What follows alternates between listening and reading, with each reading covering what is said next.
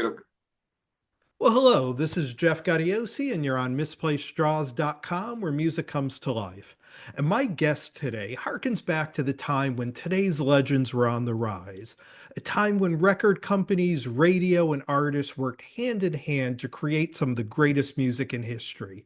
He has a book coming out on April 1st called Gliders Over Hollywood: Airships, Airplay, and the Art of Rock Promotion. Please welcome Paul Rappaport. Welcome, Paul. Thanks. Thanks for having me. Appreciate it. Oh, it's my pleasure. Good to have you on. I need to ask you two things before you interview me. I need to interview There you. we go. What do you got? Okay. First question. Why Marillion? Like what why not Procol Harum? Or I mean pick one that okay, and you look pretty young to me. How the hell do you even know who Marillion is?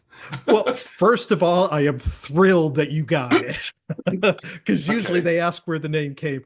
I Oh, mean, I I'm 52. I grew up in the 80s. Marillion grabbed me, Fish, and then H. I've gotten to interview all of them, and just they've always been my favorite band since 1984. So it sticks with you. yeah. I think that's cool because a lot of people gravitate to hit records, and other Yeah. people that get deep into the music are like, well, they want to know about, let's say somebody who isn't, necessarily number one all the time. So, and I know we should talk about the book because that's why I'm here. But I am a guitar player and I'm looking at all of those and I'm like, maybe I should go visit you at your house and Come on up. You're not play some of far. those guitars. Well, and actually, and I've talked about this a little bit, when I've done interviews, most of those I built myself. I'll buy the Whoa, bodies done, but I'll do the really? electronics and the next, some of Wow. the the Springsteen Telecaster. That's actually an Earl Slick guitar. Earl Slick has a company that makes guitars, and that's one of them. I love it. I, The you other know, I, Telly I did myself. I had no idea. Now, Slick is an old friend of mine. Yeah, he has a great product line. His guitars are I, really you good. know what? I'm thankful because I would worry about people like him. The last time I saw him, he was in Bowie's band, Yeah. and I had done a television show with David Bowie, and Slick was there, and I hadn't seen him in years. He had a band on our label, and I'd promoted us how I met him, and he used to hang out with Mick Ronson, those pair, right? So I'm at this television show. First of all, it's an intimate show, and we're rehearsing all these Bowie songs. So like the cameramen are crying because you know you're hearing all these songs, and you're like 5 feet away from David, right? It's amazing. So I brought my young son Sam. I said, man, I got to introduce you to Earl Slick. He's an old friend of mine. So I walk up to him and big hugs and rap, how you doing? And da da da da. Yeah, I think he was in a band called Silver Condor that we had. Mhm. So he's got two brand new reissue Rocket reverb amplifiers. It's Ampeg, like Yeah. Rocket reverbs, and they look beautiful. And it's a great amp. In general, he's got two of them. So I'm going, hey, Slick, man, just this is my kid, Sam. Just fucking hit a power chord for him, like do a Slick, right? So he does, and I go, listen, I need to ask you something. I mean, Slick, this is like a TV show, right? It can't be that loud. Like, what? Why do you have two Rocket reverbs? He looks at me and he goes, "Well, rap, but it, if I didn't have two, I would be off balance." This is a real answer, right? This is rock and roll at its best, right? No, no, I would be off balance. So I need two. I'm like, that's not the weirdest thing I've ever heard, but it's like it's up there. It's Makes like, sense. okay, Slick, that's great. Now this amp looks great. So I may want to get one. Now I got to go home and tell my wife, hey, Sharon, look, I know we don't need another amplifier, but I'm thinking about getting a Rocket Reverb, but I need two so that I stay in balance. You get it? Right? Out the door, you. He's a great guy, Slick. Good, just And, good person. Good, and he just makes a great guitar too. yeah, he's a That he great does. player, man. He's great, Yeah. I mean, dig it. Bowie's band, right? Him and Robert Fripp. Yeah. Those are just the guitar players. Like, forget about it, man. Well, now getting to your book, I mean, as people could see, you have some amazing stories. I mean, literally half the Rock and Roll Hall of Fame is in your book. And as you could probably also see, I'm also, aside from Marillion, I'm a massive Springsteen fan. And your book starts off with recounting the unknown story behind probably the greatest bootleg ever, his Roxy show that was a radio broadcast. Now, I'm not going to give the story away because people need to buy this book, but the bootleg we all know and love was edited a bit by you just after it aired. Do you know if any copies of that initial airing with the overzealous DJ have ever existed? Because again, I've never heard that. You know, I kind of made sure that no one ever would. And I don't mind, telling the story. I mean, I was, you know, blessed to be at a label that had all these acts. And when Bruce showed up, as soon as I heard Asbury Park, I was like, oh my God, who's this guy? Then I went to see him and went, holy shit. And one of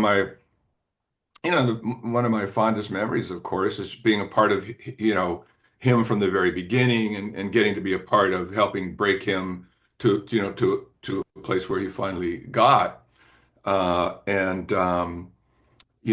just, part of my job, and this happened to me a lot also with Bob Dylan, who was going through a rough patch when I was working with him.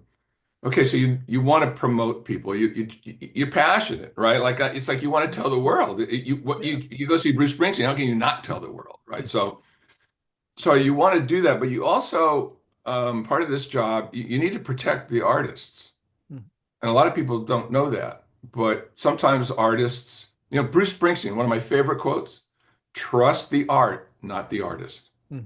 Right? Because sometimes they get in trouble or they say something, or I had this. God, I had it with Elvis Costello, I had it with Bob Geldof. It was like you have to help them and protect them. And so I knew it. It dawned on me after. I mean, you read it. It's insane what happened. I mean, Bruce, look at Bruce doesn't even know it. I sent this to Landau, okay, his manager, and he was like, "Holy shit! Are you kidding me? Like, what? Why didn't you tell me?" I'm like, "Well, there wasn't time." He goes, "I gotta send this to Bruce. He's gonna love it." I go, "He probably will, right?" He said, "Well, they don't know. Okay, they Yeah. don't even know. Nobody knows except for, a handful of people, what went down. But you need to. The artist is trying to put their best foot forward. I'm working with them. I'm, an amplifier for them. I have to help them put their best foot forward. So, and if you get the book, and if you're a Springsteen fan, I know I wrote the book, but it doesn't matter who wrote it. Somebody wrote it, and if you're a Springsteen fan, you should get the book. There's a Without a lot of doubt. stuff in there about Bruce that you wouldn't know, back in the old days, and it was just fun. I mean, the innocent days are the best, right? So, but that thing was hell on wheels. It almost didn't happen because of a belligerent, frankly drunk general manager. He didn't even need to be there. We do live broadcasts all the time. General managers never show up, or we know how to do it. It's like me, the jocks, like we engineers, we know how to do this. But he was showed up and he was very drunk and belligerent. He was calling out orders and all this stuff. And he changed the host of the show at the last minute, which was awful because it was supposed to be Mary Turner, who was a friend with Bruce, and on and on and on. And but he had given a script to Mary, who refused to read it because it was just dumb stuff. It was, it was very cliche. He rocked them in New York, he rocked them in New Jersey, he rocked them at the Forum, and now he's going to rock you at the Roxy. And Mary Turner, who's a legend in California, I mean, this is a legendary disc jockey. She goes, "I'm not reading this shit." She goes, "Nowhere in my contract does it say I have to read this shit. David, I got it. We do this all the time. Just go away."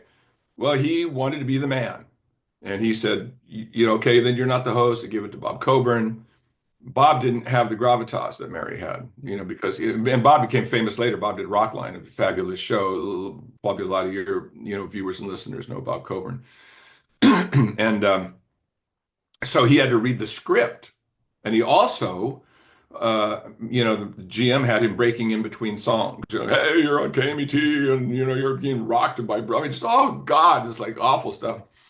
Mary's embarrassed, right? She's like, I can't, she can't take it, right? Um, and after the show was over, and it was just a wild night, the whole thing, like, I tried to capture all of it, like, walking out on the Sunset Strip, and it's bumper to bumper, like it always is on the Sunset Strip on a Friday night. It's just, um, but everybody's windows are rolled down, and they're all listening to the broadcast because KMET was it in LA. They were the beacon of rock, and it's like the whole city. Yeah, you know how many people heard this broadcast? I was at my wife's grandmother's house for a Friday night dinner, like we're Jewish Friday night dinner. And one of her nephews, we're at dinner and he knows I'm in the business and he looks up and this kid's young. He goes, hey, Paul, did you hear about that Springsteen broadcast? I'm like, yeah, I heard about it. But I mean, people's grandmothers know that's how big it was. And, kids are dancing in the street on car hoods. It was like, it was rock and roll history. So, but it almost didn't happen. And it occurred to me like at 3 in the morning, oh no, it's a great broadcast, but Coburn had to read all that stuff. And when it's live, you're not paying attention. You're like freaking out. I'm like, but when there's a rebroadcast, it's just like a record. You have to make it perfect because it's not just be one listen, right? People are going to listen over and over again. Yeah, so I got my friend Gus, and thankfully he was still there, the engineer of the station, and I was like, Gus, man, big favor. We have to edit this thing. I can't. I got to give this to Bruce tomorrow. I got to give it to Landau. In those days, you had cassettes that would go out, and in those days, the bootlegger would just grab a cassette right from one of my because it's a good recording, right? Even though it's on a cassette. And he was like, yeah, but rap is like 3 in the morning. He's like, let's, maybe about 4 in the morning. He goes, let's go home, get some sleep, come over this afternoon. And I was amped. I'd been up for 3 days, 3 nights. I was like, Gus, I got to do that. I can't, we got to do this. And we went back to the station and like song, like I cannot tell you how many pieces of tape were falling on the floor. It's like, nope, nope, nope, make the music go together. Nope, this is fucked up. No, no, no. And then as you read, we got to one part where Bob just said something that I hated, but it was over Max, it was over drum beats, right? And I'm like, Gus, I was like, fuck, what? He goes, I can fix this. I go, no, you can't. It's like over drum beats. Like they'll know you edited the tape because I said, if you edit this, you have to make it in time. So the drums are in time. So no one knows that Max missed a beat, right? But Gus Kruger, he was a magician. He goes, trust me, trust me, trust me, trust me. The whole drug thing, I don't have to mention, you can read about that. But we were very awake, to say the least. And and he goes, no, he rocked the tape back and he sliced it, put it back together. You'd never know. So, I hugged him. I said, I'm like, I can't believe it. Like you're a magician. So yeah, so the original, I've never heard it.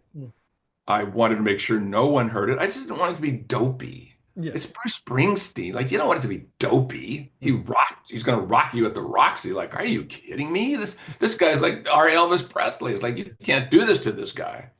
So so I did. Yeah. So if you own that bootleg from that show, and I don't even know, it's on Bruce's archives. I mean, I've heard it. I think they don't have one other than mine. You'll hear some of Bob Coburn, but not you won't hear it's gone, man. It's like in little pieces that swept up years ago on the floor of KMET. Because that's just what you do. Yeah. It's just part of the job. So hey, everybody's happy. Bruce is happy. Landau's happy. The record company's happy. It's like I'm happy. But he's a pretty Yeah, special well, person, Bruce Springsteen. and I love how throughout the book you're really honest about kind of the thrill you get meeting your idols. When you first talk with Keith Richards and Paul McCartney. But I love what you said with Paul, where a lot of times the people around him couldn't tell him when something was bad. How did you keep that impartiality of, yeah, this is my fan, this is my hero, but Paul, that movie sucks. How did you walk that line? Well, you have to walk a line, Mhm. and I learned it the hard way, actually. Um, now I gotta remember like when I first started, Colin Blunstone, uh, Zombies. Yep. yeah, was a solo artist for us. And here's the thing about being a fan. People like Bruce and Billy Joe, we all started at the same time. We're the same age. I'm the same Yep. age, but we're like they're trying to do this, and I'm trying to help them. I happen to work for the record company. They happen to be the artist. We're all trying to do the same thing. I am, no less in awe of their talent, but it doesn't hit me the same way as the Stones and Bob Dylan and Pink Floyd because when I'm growing up, see that's I'm learning how to play guitar listening to Keith Richards. I'm 17 years old and my home in Bellflower, California, like with a tone arm going, how do you do that? Like, what is he doing? So I didn't want to come off as fanboy, but I did want people to understand that I love this music and I am a fan. And if you are a fan and this music is in here, I mean, how many times did I get high listening to the second side of Abbey Road? I mean, you can't help it. Pink Floyd, Bob Dylan changed my life. Just letting me know that I didn't have to live in a square world. I could be somebody different. So these people, you can't help it. You're just enamored with it. You're trying to be professional. But, if you're a kid that saw the Rolling Stones on Ed Sullivan and was like, I want to be in that gang. Like those guys are my guys. Like or Paul McCartney or somebody on that level, difficult to hold that back. And I think the beauty of our business then was a lot of people were fans like that. Mhm. And the artists appreciated that we knew them, that we knew their music, that we loved them. And so there was, it was the beauty of our business from the 70s and through the 80s was it was a bond, like Yeah. between the artist and their label, because most of the people that worked for the label were music people first. You're talking about characters, forget the artist. The fucking people at the label are out of their fucking minds. you know, excuse me, in the most wonderful ways, but and so, but I remember Colin played the no, this troubadour, and he was just getting started. I'm a big fan. I had him over to our apartment. My wife Sharon, made him lamb chops with mint jelly, trying to do the English, like really trying to go out of our way, Yeah. for this guy. And he played the show, and after the show, I saw him, and he goes, "What do you think?" And I said, It's good, Colin, it's good, but I can see it's going to get better. Like I can see you're here now and you are going to get to this place." Well, he got indignant. He was like, "Well, I thought it was great." Never heard from the guy again. Like I'm persona non grata because I gave that opinion, which wasn't even terrible. I didn't say you were bad. I just said, look, I see this and it can get better. But I realized these are sensitive people. You have to couch your words and you have to choose what you're going to say and what you're not going to say. Most of the time, they're pretty stubborn. You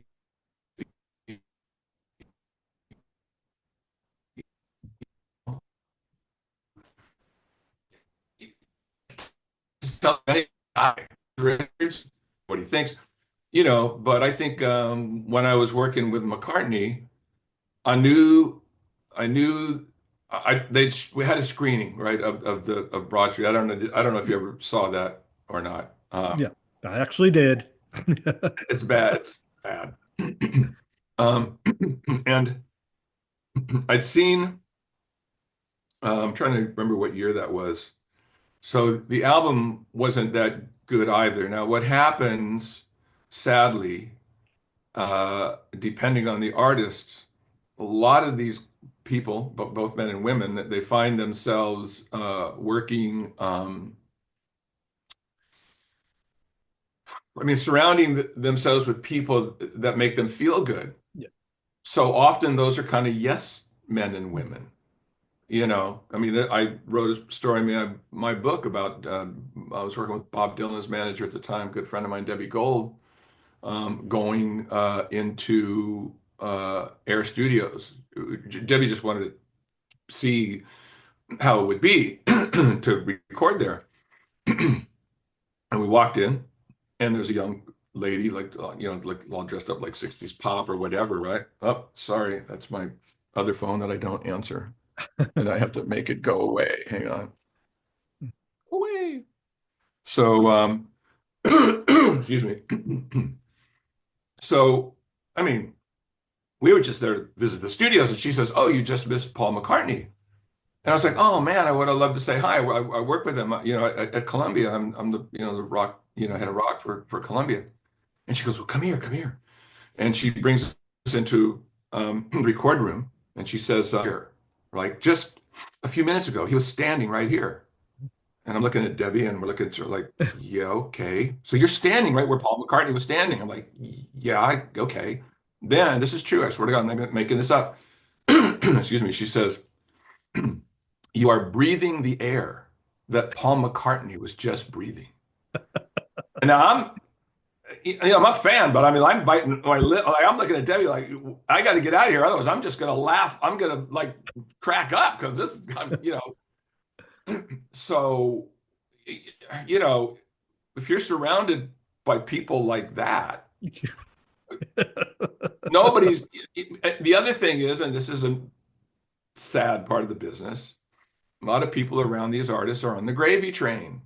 They Yeah. don't want to rock the boat because they're making money from being a manager, being an associate in Mhm. some way. And it takes, I'm trying to think of, I know a lot of artists that sadly go down that road. Yeah. Everybody says, no, it's great, it's great. Okay, well, this guy's going, well, I don't think so. Well, you must not know what you're talking about, right? Yeah. Because these people think it's good. Um, and so that's a situation.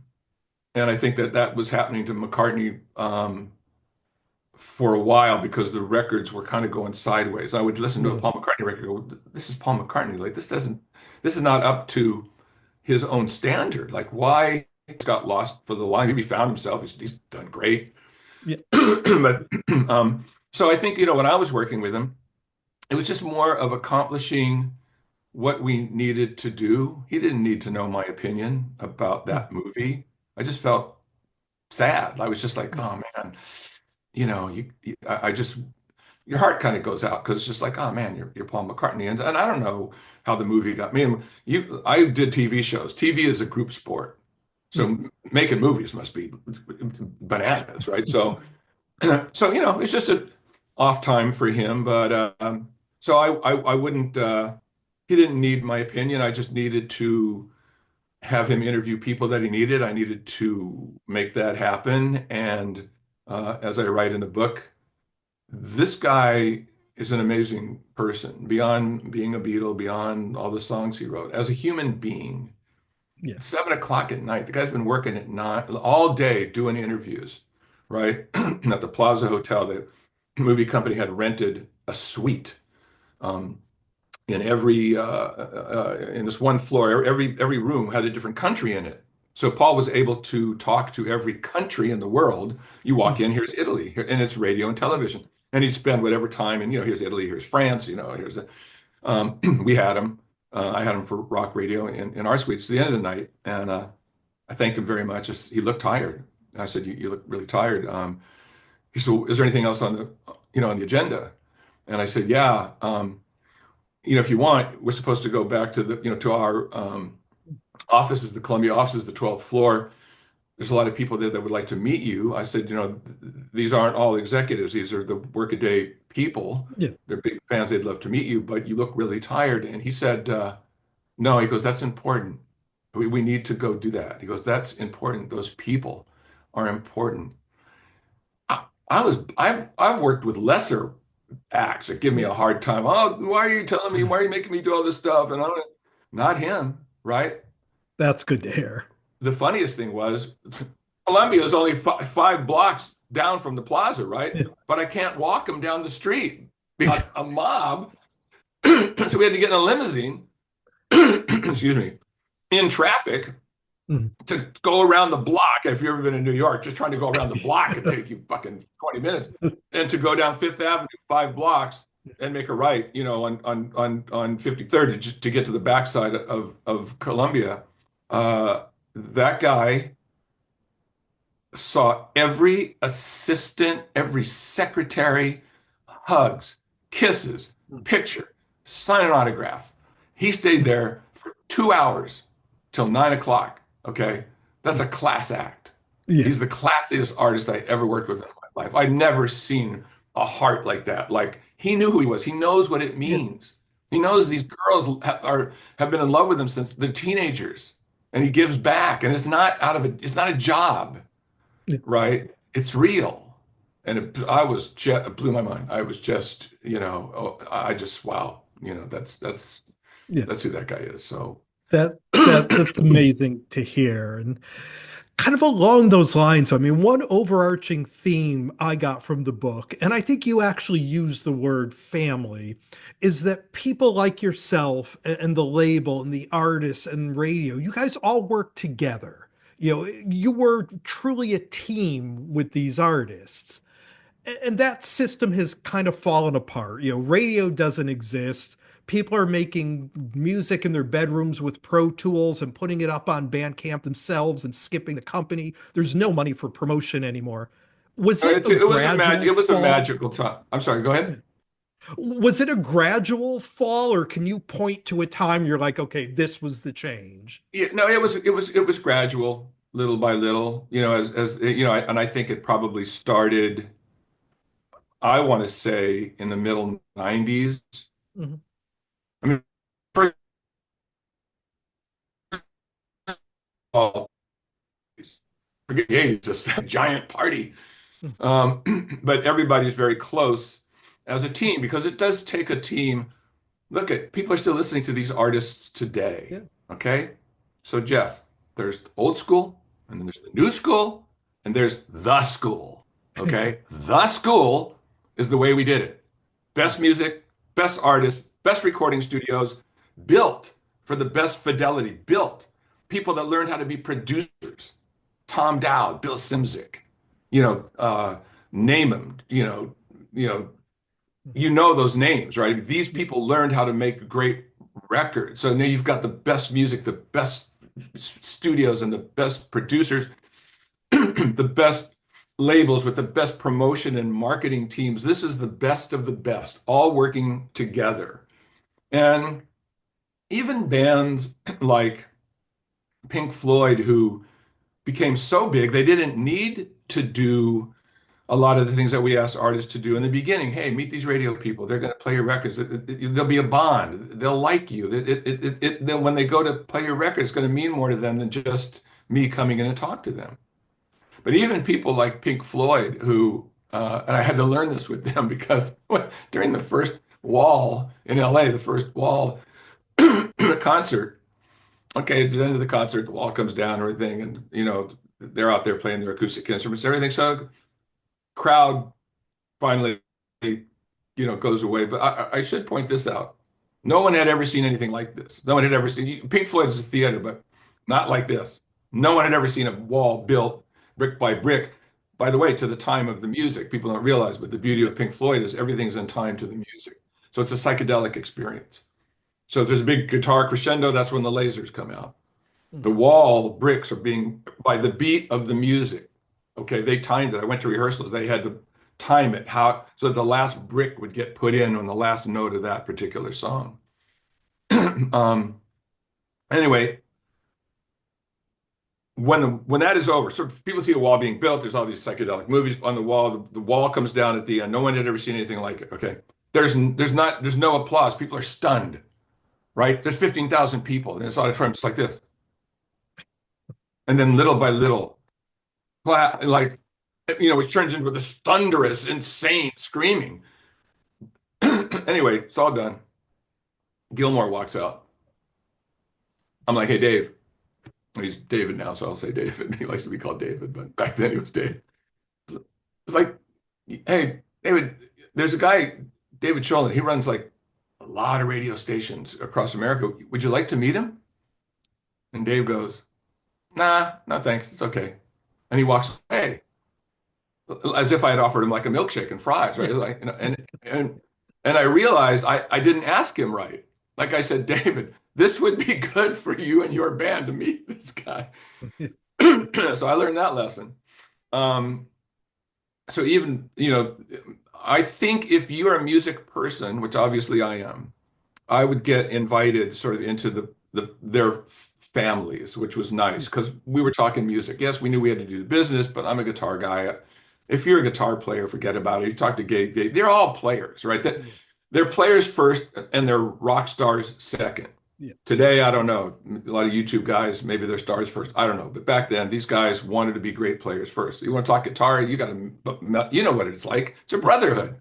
Yeah. So, but even Pink Floyd, who were not used to doing interviews, was still family enough where I would say, look, guys, it's a momentary lapse of reason, especially because it was the first album and tour Yeah. without Roger. And we didn't know, is this going to fly without Roger? We don't know, the fans gonna, is this okay? Excuse me. And it turned out okay. But even then, I said, I need you to do something you've never done before. I said, I need you to meet radio people. I want you to take the time to meet these people. You are in their hearts. They've known you since I've known you. Like you're talking metal, you're talking records before metal, you're talking, echoes, all this stuff that's in there. I said, if you meet them, you're going to bond with them, and they're actually, going to play your music longer, believe it or not, probably 2 months longer, just because they got a chance to meet you and they know that you cared enough to meet them. And they never had to do that, right? Yeah. In fact, Nick Mason once at one rehearsal, we were drinking margaritas, and he's a funny guy. Normally, he's really funny on margaritas. So, excuse me. So Nick reaches over the table and he goes, "Rap." My last name's Rappaport, right? Rap. We're far too old and we're far too tired. And frankly, we're far too rich to have to put up with this bullshit. And then both of us fall back and we're on the floor laughing our ass off, right? But even they knew that I loved them. It was not just a job. Yeah. They knew it was like, it's in here. It's like, guys, I know you don't need to do this. I know you sell a lot of records. You need to do this. It's like this has to go in you, and you got to talk to these people. And you know what? It's a family. Okay, Mhm. all right, Rat. Okay, we believe you. Because you build that trust, Yeah. with people like that. Excuse me. So it was a beautiful thing because whenever you saw the artists, it was like big hugs and kisses because it takes a village to become the Rolling Stones, Bruce Springsteen, Journey. It takes, savvy promo people and savvy marketing people because we're representing them. You're And right. we have to go out and lead the charge for them, but in a way that they're comfortable with, in a way that makes them look like they want to look, right? That's our job to do that. So that's one of the reasons I wrote the book. I just didn't want people to forget. Like these times were so magical. And I'm with Steve Perry. He's got a solo record, right? And I'm at rehearsals. He's like, "Rap, come on, man. I know you can blow. Get one of my guitar players' axes and come on up and play. Come on." It's just like guys. It's like, okay, man, what rap? What key do you want? I go, Steve, you're the fucking singer. It's like, what key do you want? He goes, A minor. Okay, go. Blues in A Yeah. minor. Next thing I'm playing with, Steve Perry. Well, fuck, a family. I got to play with Pink Floyd. I mean, Yeah. like, are you Yeah. kidding me? Like who does that? Yeah. You know what that comes from? That's like, hey, Rap, Yeah. you've done a lot for us. Like, thanks. Like they appreciate it. Like, thanks. Jeff, who does that? Oh, thank you so much. Come and play in our band, for a song. Oh, okay. Like at a rehearsal. No, no, at a proper gig. You mean like in front An of people? actual Oh, yeah, yeah, yeah. stage. Who does that? Okay, that's how this was. You know, and that was the beauty of it. I think in the mid 90s, somewhere around the mid 90s, sadly, the music business became the money business. Yeah. When the music business became the money business, it was like, okay, how can we make the most money? We don't really have time to develop people anymore. Just go get a beautiful girl and put a, belly button ring in her and give her a song from Max from Sweden and send her out. We'll sell 2 million. And when she's done, we'll get another one. Excuse me. And, I don't make light of those records because some of them I love. You know, some of the Kelly Clarkson stuff, I think it's fabulous. So I Mm. don't make light of it, but the whole idea of the business changed. Everything changed, and so it was a slow burn. I remember I had this television show called Live by Request. It was on A&E. It was A&E's Live by Request, Yep, I remember. and so I was in charge of producing three DVDs, you know, Mm. from the show, and I wanted to make them really special. And this is the 90s, and I wanted to make them really special. And I was taking a page from the movie DVD. It's like, wait, these guys have all special, you know, you get like extras, special Mm. extras. And I go, I need to do this. I need to interview the band. I want to find some behind the scenes. I want to put catalog. I want to make this more than just the show. I Yeah. want to make it. If you buy this, I want you to get you know, you're going to get a lot. And I remember Mm. telling my boss, like, where's these DVDs? They got to come out. I was like, I'm making them, but I need to make them special. And Mm. he looked at me and he said, Rap, just get them out by Christmas. That was his priority. I Yeah. need them out by Christmas. And I could feel it changing then Yeah. because in the 70s and in the 80s, you know, and because the 80s are a reverberation from the 70s. Mm. It was all about the art. Be creative. We do something that nobody's ever done. We're going to give you the money to be creative, right? Mm. It was all about putting, you know, smiles on fans' faces, right? So I call New York and go, hey, listen, I need $4,000 to shoot a laser beam off a mountainside. But all of, you know, Pasadena, Long Beach, Orange County, they're going to see it. This thing shoots for 30 miles. Mm. I'd seen it. You know, it was a laboratory Mm. in the San Fernando Valley had developed this argon laser cannon, shot for 30 fucking miles. It looked like the beam of War of the Worlds. I mean, you know, there's a picture of it in the book, and the picture doesn't even do it justice. I mean, it's laser, so it's as bright at the end as it is in the Yeah. beginning. Okay, if you know what it is, a light show for Long Beach, Pasadena, or whoever could see it, Orange County, you know, down that way. Mm. It's a light show promoting the you know, BOC, Blue Oyster Cult Agents of Fortune album that had the Reaper on it, Mm. and it's doing tracers. It's, you know, the radio station, local radio station is playing the record, and Laserbeam's doing a light show. But if you don't know what that is, you're fucking freaked the fuck out. I mean, people in LA freaked out. They thought aliens had landed because it's a fucking death ray. I mean, it's parting the skies. It's big. In fact, it's so big that when we turned it on, I went, shit, shut it off. I was scared. I was like, that's how big it was. But that's the business, right? Yeah. And everyone, you know, and we all knew each other. So my boss in New York's, I'm saying, I need $4,000 to shoot a laser beam off a mountainside. He's like, of course you do, Rap. Okay. You know, because I had, you know, 3 months later rented a Sherman tank for Ted Nugent to ride around on in the parking lot of Long Beach Arena. Like I had a big imagination. Yeah. So, and so you would hang out with people late into the night. I mean, you know, it's just musicians talking to musicians. I mean, I remember hanging out with the Blue Oyster Cult guys and Joe Bouchard, the bass player, was a musician. He also played trumpet. So in the hallways at night, like after the show's over, it's 2 in the morning, and you hear this trumpet, beautiful trumpet. And I go hang out in Joe's room and talk to him about music, or Buck's room and talk about guitar. And it was such a family. It's one of the reasons I wrote the book. I didn't want people to forget, Yeah. because who knows? Maybe it could happen again one day. You know, right now it's all about the money. You Mhm. know, I mean, even Billy Corgan, by the time the Pumpkins come along, they're interviewing Corgan. He goes, oh, it's all over. He goes, it's Yeah. just about the money. But the way it is now, when it's like, you know, and you know, it is kind of sad. I was doing indie promotion for a while, and I was working with Slash, Mhm. and I love Slash. I think Slash is the biggest talent in that band. Yeah. And so I'm talking to him backstage, and he's got to go talk to his Capitol, I think it was Capitol, his record people. And they're not how I am or how I was. They're going to talk to him about his sales figures. They're Mhm. going to say whatever they're going to say, but like what you just said, right? So we're talking, and you know, we're talking about Les Pauls and da, da, da, da, and he looks at me and he goes, "Holy shit!" He goes, "You're a rock guy." Like I go, "Yeah." He goes, "You're an endangered species." He gave me the biggest hug. He was like, "Oh my God, you're a rock guy." Yeah, yeah, slap my God. Kindred spirit. Yeah. Yeah. Mm. So so it isn't that way. You know, look, I had an interesting conversation with David Gilmour once where I was really dismayed. I was like, Dave, like, I can't, it's going away. Mm, And he said, Rap, he goes, listen, we're living in this nanosecond of time on the planet. He goes, it's just the way it is now. Who knows? Maybe mm, analog comes back. We don't know. This is what it is now. yeah, So he said, I wouldn't fret so much, try to make the future better.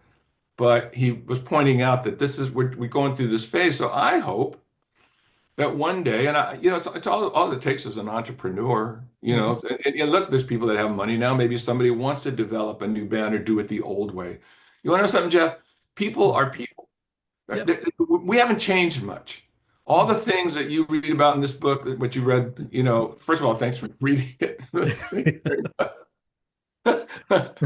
My Um, pleasure. yeah, so all the things that you read about in this book, some of the shenanigans I pulled and all this stuff, there's no reason why it could not happen again if we just turn our attention to the art.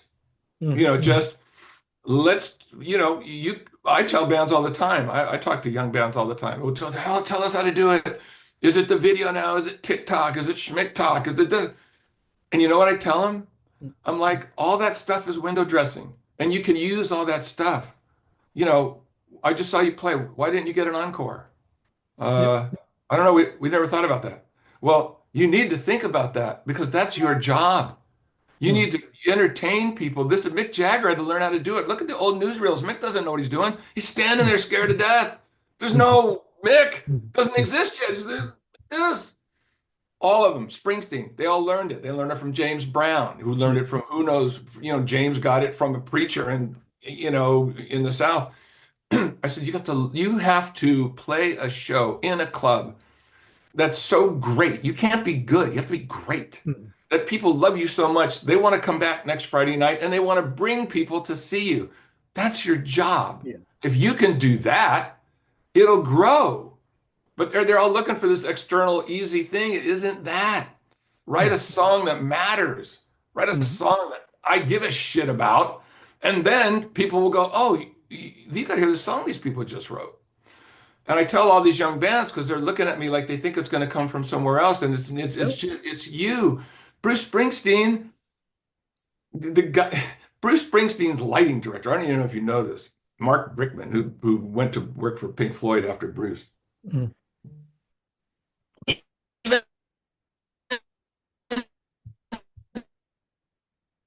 Just doing this, and Brickman, nobody even knows this.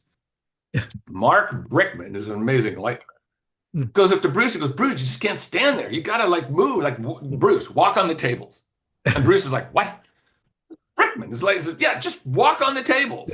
Okay, that's what starts Bruce walking on the tables. Mm, So all this stuff comes from somewhere. I'm sure it's not lost on Bruce.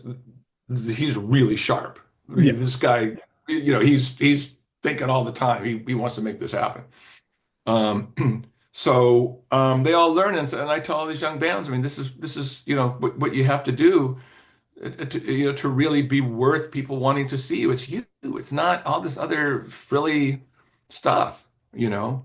But I think the artists loved us. We loved them. Uh, they saw us do a lot of stuff for them. You know, so here, you want to know what it's like today? So I Mm, was doing indie promotion before I decided to write the book. yeah. I'm working with Don Felder. Okay. It's fucking Mm, Don Felder, right from the Eagles. Okay. He's going to do an interview at the Apple store in the Village. That's hip. mm, Okay. I go to the Apple store. There's like 30 chairs upstairs, right? mm. He's going to come out in about 15 minutes. There's nobody sitting there. There's nobody there. Yeah. I get the manager of Apple. Okay. I'm not even the label. I'm like an independent guy. I'm like, hey, what's going on? You got Don Felder up. There's nobody in those chairs. Yeah, I've been very busy. Well, how did you promote this? I don't know how we did it, but I'm very busy. I'm like, no, you don't understand. Don fucking Felder from the Yeah. Eagles is upstairs, and he's going to walk out to nobody in these chairs. Like, do you get that? And look, I got to go. I mean, like, okay, I'm like, holy shit. Yeah. So if you're me, okay, is the way I think. What do? I'm walking around to the whole store. Hey, do you like the Eagles? Yeah, yeah. You know what? Don Felder's up. He's going to be up there in Philly's right 60 there. seconds. Are you kidding me? No. So just who's ever in the store. Hey, you. Yeah. Hey, do you like the Eagles? Yeah, no, no, no, no. Okay. So I can't get 30 people, but I get like, at least a good 20, 22, Yeah. maybe a little more. Okay. Here's another trick. And this is, again, for the artist. Okay. I'm not Don going to walk out and see empty chairs. So these 20 to 25 people are up there. I take away all the other chairs. Hmm. So it looks full, right? It Bill. looks Yep. sold out, right? This is just common sense to me. Take these chairs away. These people are there. Lucky for me, some other people are coming up late. Now they're standing room only. Because I told Don, just not yet, just stay here, Yeah. right? But I just got to do a couple things. And voila fucking la, he's got an audience who loves him. With no thanks to Apple. Yeah. I mean, I love Apple. I don't have Mm.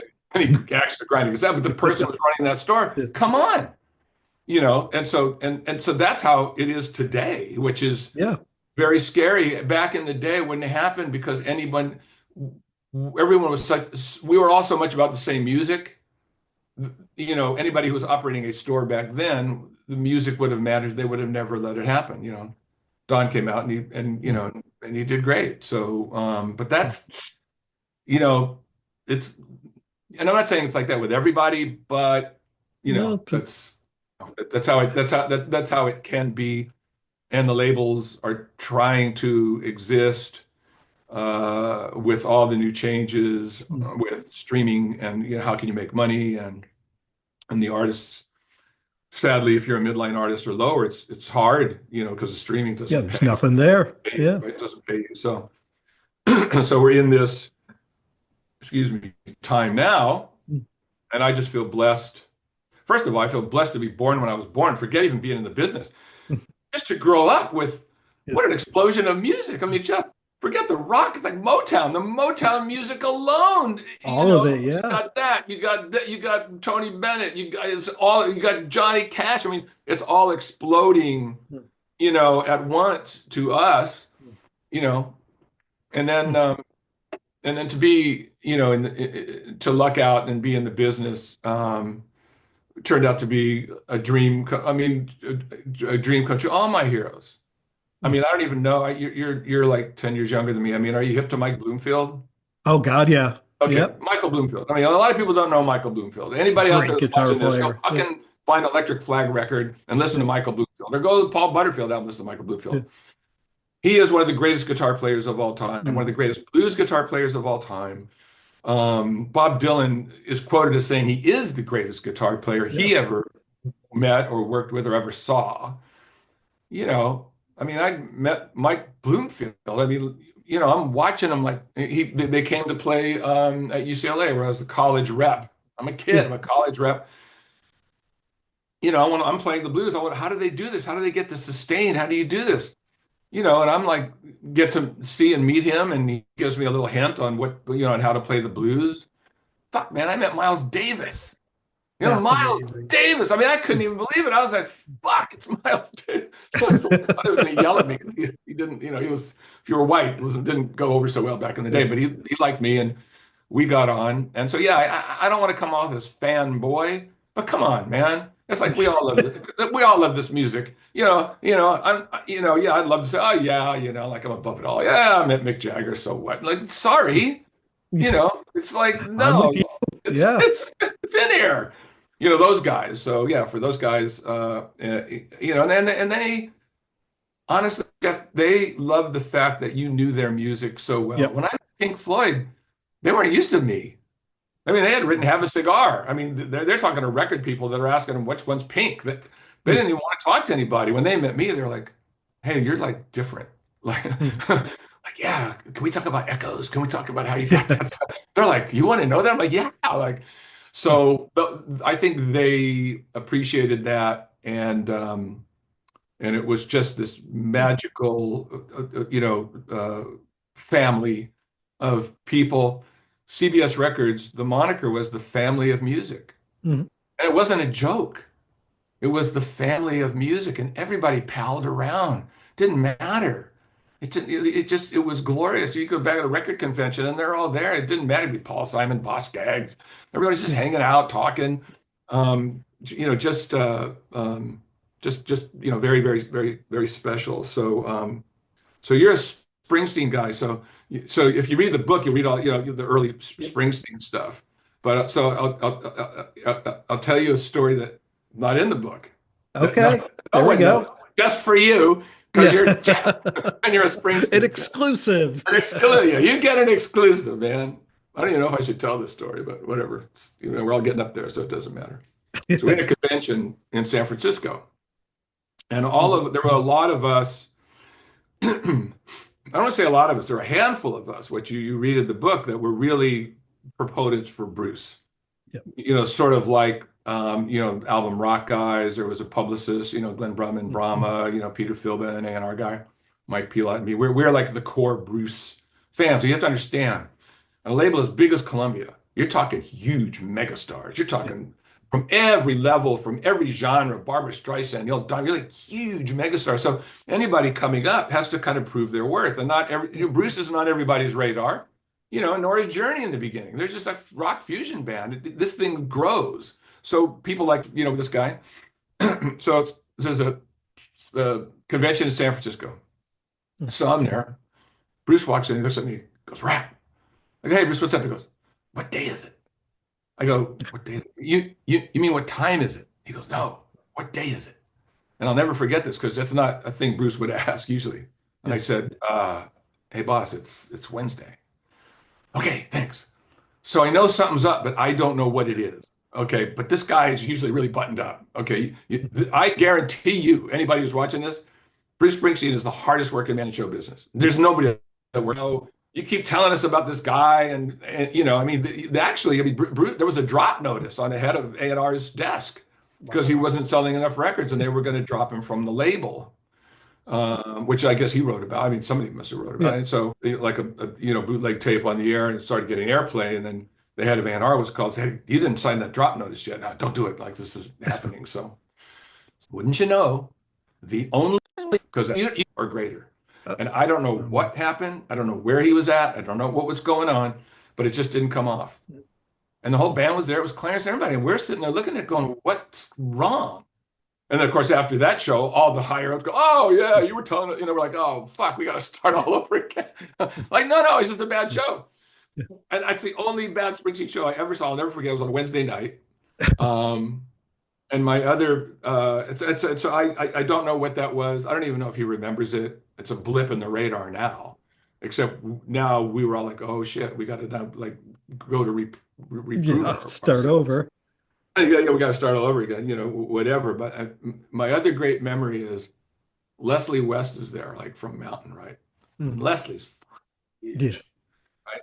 And he's talking to Paul Simon, and Paul Simon is like a really little guy, Mm. right? And I remember looking at them going, God, it looks like Leslie could just pick Paul up and eat him like a piece of candy. It's just hysterical to see these, you know, but how fun. I mean, the artists, you go back to, okay, you go back to a West Bruce and Lang. This is what life is like. You go Yeah. back to a West Bruce and Lang show, right? I'm promoting West Bruce and Lang. I walk in, Leslie and I were buddies because guitar. Yeah. Right? Every time you say, Rap, you want to jam? Like, okay. I walk in, he goes, Rap, I want to introduce you to a friend of mine. Come here. He goes, this is Keith Moon, right? And I'm like, oh, sure, right. And he's great. It's just like he's a guy. I mean, he's Mooney, Yeah. right? Keith Moon from The Who. But I mean, if you're me, and the Who in here is just like everything else, it just takes you a second, right? It's like, I was like, hey, by the way, this is Keith Moon. So I was like, by the way, I'm Paul Rappaport. Mm. And, there's just guys talking, but it takes a second. And, that's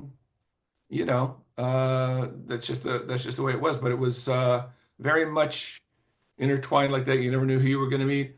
You Mm. go to breakfast at Duke's at the Tropicana, which is down at Santa Monica Boulevard. It was a place where all these rock guys used to stay. The pool was painted black. Mm. Okay, Matt, it's a black pool. Yeah. So it looks trippy. Mm. But you go in there on any morning and fucking Jaco Pastorius is in there. Tom Waits is reading the newspaper. It's just a hang. Mm. Fucking Willie Nelson's harmonica player comes at breakfast with me. That's just normal. Yeah. It's like one of the greatest bass players in the world, Jaco Pastorius. Like he and I are buddies, right? Rap, did you get that cinnamon toast? Yeah. Throw me some. You don't even pass the plates. Jocko, pop, right? It was a wonderful, you know, lifestyle, you know. It was just a, you know what, just a it's a different world. I'm Mhm. having breakfast with um, you know, Raphael, Mickey Raphael, Willie, we just did a show with Willie, and we're having breakfast. And so Mickey says, "Hey, there's a Hell's Angel going to come and pick me up. It's going to show me around Hollywood. It's going to pick me up in a limousine." Mhm. I said, Raphael, a Hell's Angel is going to come and pick you up in a limousine. I got to see this, right? Oh yeah, yeah, yeah, okay. So limousine pulls up. Hell's Angel gets out. Looks, I didn't know. I don't think it was Sonny Barger, but looked just like him. I mean, mean, like the jacket, the thing, the Hell's Angels, the whole. It walks in, and the whole place is just they drop their silverware. So it's like fuck. Hey, hey, how you doing, buddy? So he's like, hey, it's like Mickey. He goes, I'm gonna leave. We're gonna go to Tower and get it. They were into the Grateful Dead, right? So I'm a Yeah. Deadhead. So we're gonna go to Tower and get some, Grateful Dead. So long ago, I think it was like 8 tracks or whatever.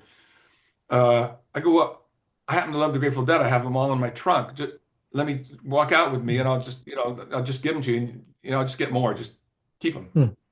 The rest of the story is told to me because I wasn't there. Yeah. Hell's Angel sits down. There's my plate. I'm having pancakes and Yeah. sausages. Hell's Angel sits down, looks at it, takes a sausage, rolls it up in a pancake, goes like this, and then looks at my friend and goes, "Is he done yet?" And my friend's like, No, he's not." Hell's Angel goes, "Oh, sorry." Takes it on the plate, unwraps it, puts it back exactly where it was. I come in, the whole restaurant's like this. I'm like, "What happened?" My friend says, "I'll tell you later." And him and me split, right? That's that's like that shit's that's how life was in that Yeah. 70s, 80s deal, right? And you never know who you're gonna meet, you never know what the hell's gonna happen. And it's like um and everybody Yeah. loves the same music. So we're all like the whole world's like this if you think about it, right? It was a different time, and it definitely was an amazing time. Probably the best time for music. And at the end of the day, that's what it's all about. But we've been spending some time here today with Paul Rappaport. The book is called Gliders Over Hollywood. What you've heard today is just the tip of the iceberg of what's in this book. It really is one of the best books I've read on that time and that music. So, Paul, thank you so much for taking the time to do this. The book is out April 1st. Highly recommend it, and we'll have to do this again sometime. No, you're fantastic. Thanks for having me on. I would only add, I don't know when this airs, but if it airs before April 1st, if you want it, it's up for pre-sale. Oh, great.